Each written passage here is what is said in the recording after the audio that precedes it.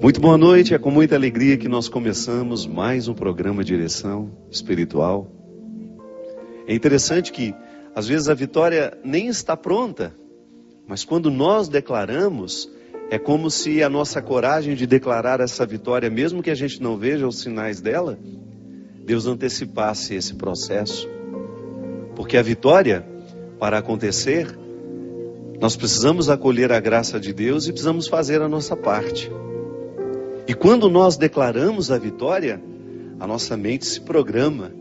É como se ela se permitisse viver aquilo que nós já proclamamos. Porque o estado de fracasso, minha gente, ele tem um poder assolador sobre nós. Quando nós alimentamos, sabe, no dia a dia, você sabe o que eu estou dizendo? Porque isso é muito comum na nossa vida.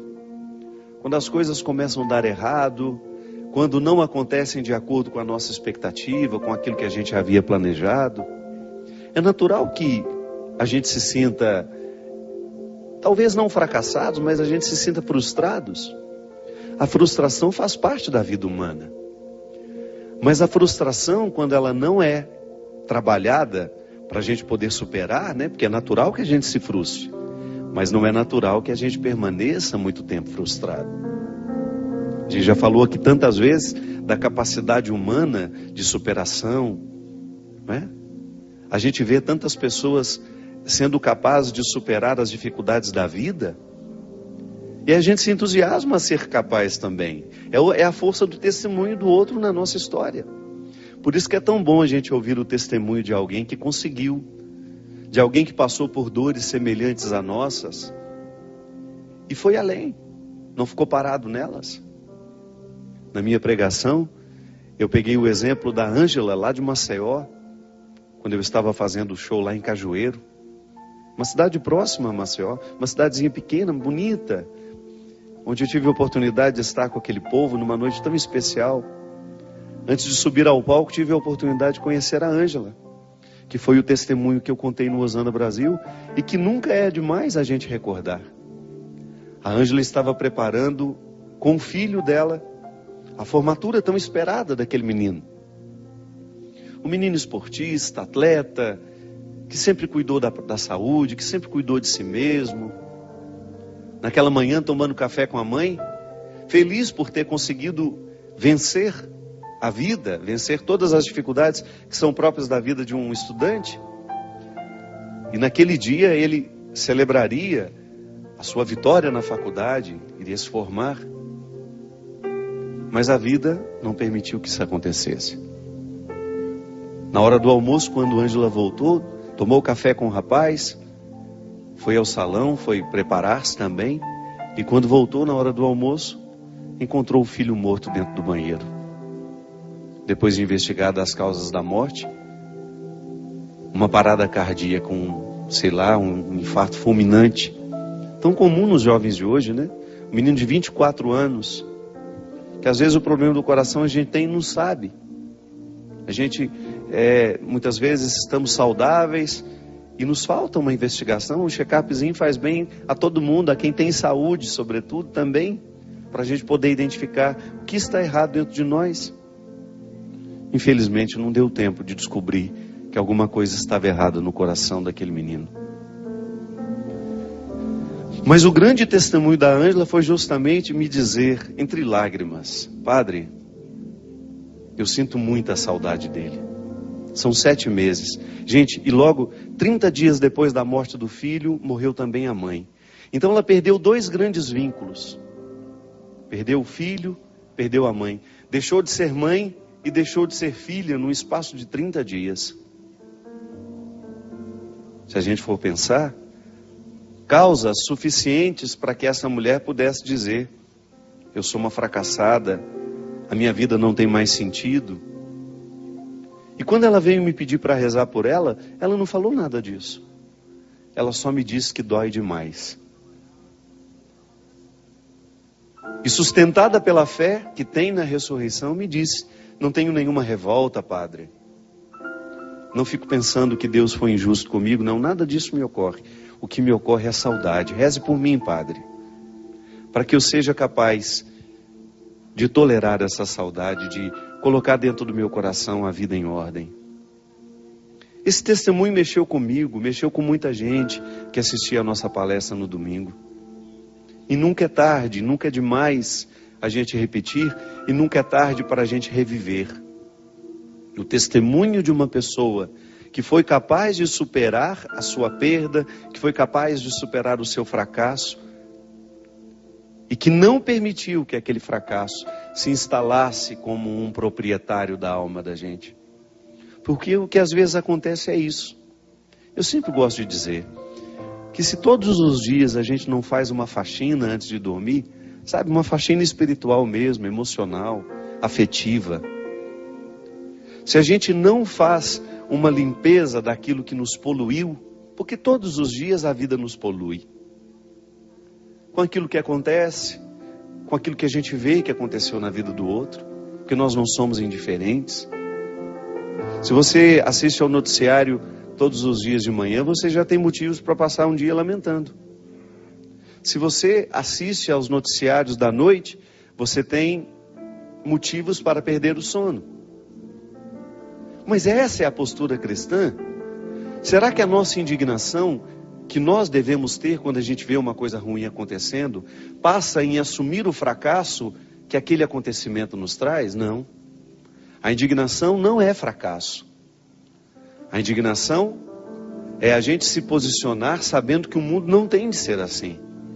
Não é natural que uma pessoa mate a outra, não é natural que a gente seja injusto, não é natural que a gente vá fazer uma coisa ruim ao outro, como tantas vezes são noticiadas.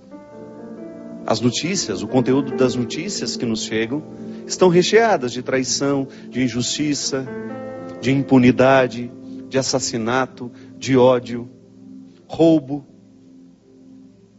A gente fica indignado porque o mundo não tem de ser assim. Mas qual é o papel dessa indignação? Provocar dentro de nós o desejo de fazer esse mundo ser diferente, então, a partir da parte que nos cabe. Como a Ângela fez. A Ângela, ao sentir a dor de perder um filho e de perder a mãe, ela resolveu recrutar tudo o que a fé havia dado ela ao longo da vida. E resolveu proclamar a vitória, mesmo com o rosto coberto de lágrimas. Aí volta ao início. Quando a gente proclama uma vitória, mesmo sem a gente ter ainda a matéria-prima daquela vitória já nas mãos, a gente dispõe o espírito a não mergulhar no fracasso. É como se a graça de Deus se antecipasse dentro de nós, nos ajudando a compreender aquele momento difícil e nos dando o entendimento de que a vitória chegará.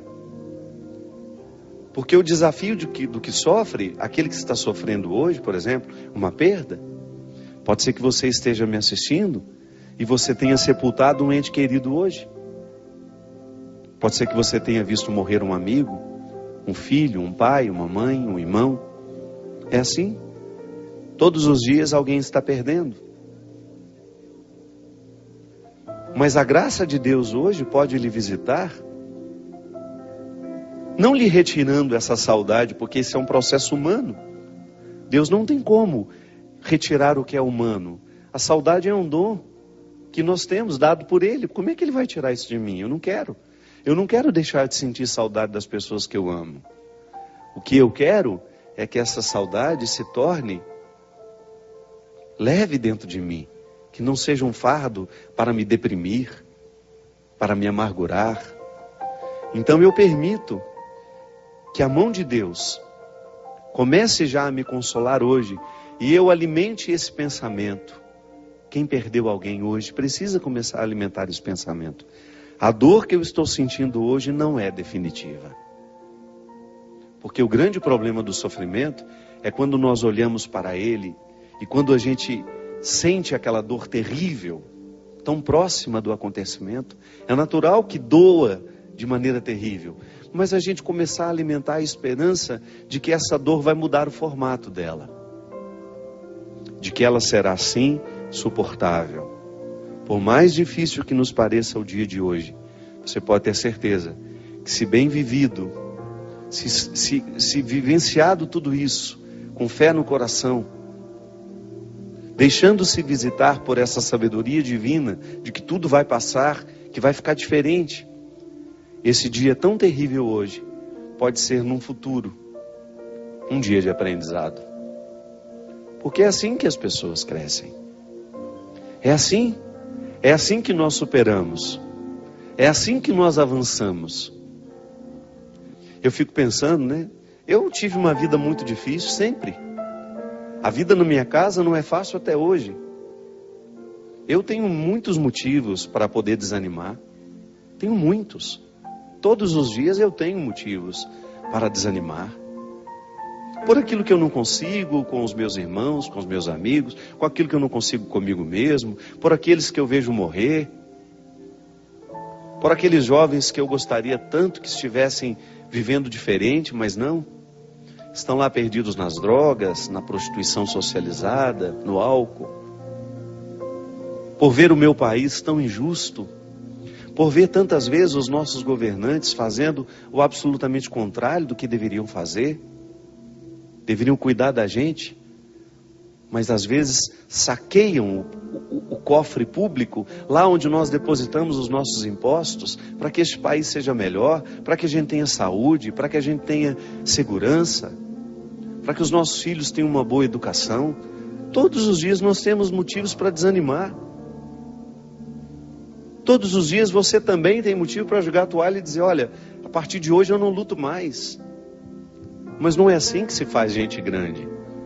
Não é desistindo que se faz gente grande. E por isso que vale a pena o testemunho, porque você vê que o outro não, que você não está sofrendo sozinho, que isso é humano. Eu gosto de dizer, né? Falo no meu livro, no Quem Me Roubou de Mim, que nós muitas vezes estamos estranhos às questões humanas. Nós estamos ficando estranhos a nós mesmos. Nós estamos estranhos ao sofrimento. Nós estamos estranhos à morte, como se isso não fizesse parte da nossa vida, como se isso não fosse um processo natural da vida. Não pode ser assim. Esse livro aí que está aparecendo, ó, Quem Me Roubou de Mim, além de falar do sequestro da subjetividade, fala justamente dessas perdas que o mundo contemporâneo, que o mundo de hoje está nos trazendo. Prejuízos terríveis. Por quê? Porque a gente não se reflete, a gente não se pensa. E quem não se pensa, vai ter muita dificuldade de pensar a vida com mais amplitude. Porque a maneira como eu me penso, reflete na maneira como eu penso a minha vida. Como eu olho para as pessoas, a maneira como eu me olho, reflete na maneira como eu olho para o outro. Então, esses sofrimentos que fizeram parte de você ao longo deste ano, eles têm que lhe trazer um fruto sim. E se não trouxeram, você pode ficar esperto. Pode ser que você esteja deixando de arrancar deles o aprendizado. Pode ser que você esteja guardando os fracassos na estante, sabe? Sem reciclá-los. Não, fracasso tem que ser reciclado. Aquilo que você lutou, eu posso dizer, encontrei tantas pessoas que passaram pela batalha contra o câncer, ou porque lutaram consigo mesmas, ou porque lutaram com as pessoas mais próximas. Só quem já passou por isso sabe como é difícil. Mas depois que passa, depois que termina, não é verdade? Você olha para o cabelo que voltou a crescer e você identifica que aqueles cabelos representam sonhos. Só quem precisou perder os cabelos para fazer um tratamento de quimioterapia sabe o que é a alegria de vê-los nascendo novamente. Só quem precisou passar pelo mal-estar de uma quimioterapia, de ficar tantas vezes horas e horas dentro de um hospital esperando pelo atendimento,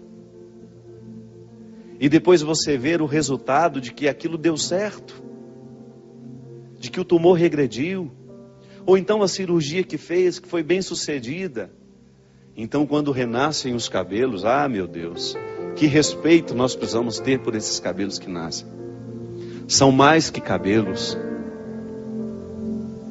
É o renascimento de sonhos, de esperança, de futuro. É alguém que de alguma forma pode dizer, a vida aqui venceu. E nós continuaremos lutando por essa vida. Porque só quem se viu nesse limite, nesse limiar estreito entre vida e morte, saberá identificar o quão a vida é preciosa. E deixaremos de reclamar menos. Reclamaremos menos. Porque um dia a gente viveu esse limiar e a gente sabe muito bem. Há 3 meses que eu estou lutando, com um problema que eu tive nesse ouvido esquerdo. Há 3 meses eu não sei o que é silêncio. Eu que gosto tanto. Então às vezes eu acho que eu vou ficar louco com um barulho que não termina dentro do meu ouvido. Eu tive uma pequena perda de audição, provocada não sei porquê, sei lá. São tantos os motivos que podem provocar aquilo que eles chamam de surdez súbita. O que é a surdez súbita? Quando você de repente acorda com um barulho no seu ouvido, você vai e faz uma audiometria, que é um exame que mede a audição. Aí eu descobri que eu perdi 3 frequências graves. Nem fazem falta. Poderia viver perfeitamente sem elas. Até o doutor Daniel, que tem me acompanhado, me disse: padre, é um diagnóstico muito bom. Depois outros médicos, amigos meus também, doutor Vianney lá em Petrópolis, que eu tive a oportunidade também de conversar, de passar por ele, fui tão bem atendido por ele. Todo mundo dizendo, o diagnóstico é muito bom. Quando se perde frequências graves, se recupera praticamente tudo novamente. Só uma questão de tempo. Mas o problema, minha gente, não é essa bendita frequência grave que eu perdi, não. O problema é conviver com esse barulho, esse zumbido, dia e noite. Sabe quando você deita para dormir cansado? E você não consegue dormir porque aquele barulho te perturba, te perturba, te perturba. E ontem, graças a Deus, eu tive assim um dia tranquilo. Foi o primeiro dia em que eu posso dizer que o zumbido não ficou o tempo todo. Foi o primeiro dia em que eu tive a oportunidade de voltar a saborear alguns momentos de silêncio. Ele não foi embora, está aqui. Vai, volta, fica baixinho, fica mais alto. Mas ontem, eu vivi um dia inteiro naquele silêncio que eu gosto, que me faz bem. Você não pode imaginar de como eu valorizei aquilo. Você não pode imaginar de como para mim foi gratificante ter a oportunidade de valorizar uma situação que às vezes passa despercebido, porque eu me acostumei com ela. Então, como agora eu estou tendo de conviver com um barulho no meu ouvido, e se Deus quiser, vou dar um jeito de curar isso, ou pelo menos diminuir isso, para eu não ficar louco, senão a gente fica louco, a gente não consegue se concentrar, tudo fica mais penoso, a gente fica mais cansado, menos paciente com as coisas.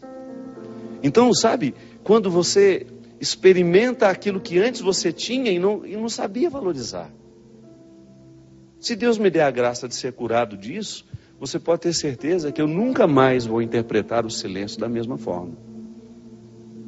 Porque passar 3 meses com esse barulho o tempo todo no seu ouvido não é brincadeira. Então, quando eu tiver a oportunidade, como eu tive ontem, temporária, mas tive, de voltar a experimentar o silêncio, eu quero saborear aquilo com todas as forças da minha alma. Porque para isso serve o sofrimento. Por isso que eu estou lhe dizendo, o que lhe aborreceu ao longo desse ano? O que foi penoso para você? Eu dei meu testemunho, falei o testemunho da Ângela. A minha história é tão pequenininha, perto de tantos sofrimentos que a gente teve. A gente teve a Célia, nossa amiga aqui, que trabalha conosco, que enfrentou o ano passado, um pouco esse ano também, né, Célia? Ainda na continuidade do tratamento, 2010, 2011, continua em tratamento. A Célia sabe, nós vimos quando os cabelos da Célia caíram e depois vimos a alegria quando nasceram. Está aqui, trabalhando, feliz da vida, levando a mãe dela por onde vai, com amor, com carinho. Mostra a Célia para nós, essa menina tão especial, tão cheia de Deus, que foi um testemunho para nós aqui, para quem esteve ao lado dela. Então, para a gente poder ter o direito de cantar essa música, hoje eu livre sou, a gente precisa vasculhar tudo o que foi difícil na nossa vida. Porque somente a partir da superação dessas dificuldades é que a gente vai alcançando essa liberdade interior que só Deus pode nos dar. Nós vamos para um rápido intervalo e a gente volta já já com o programa Direção Espiritual.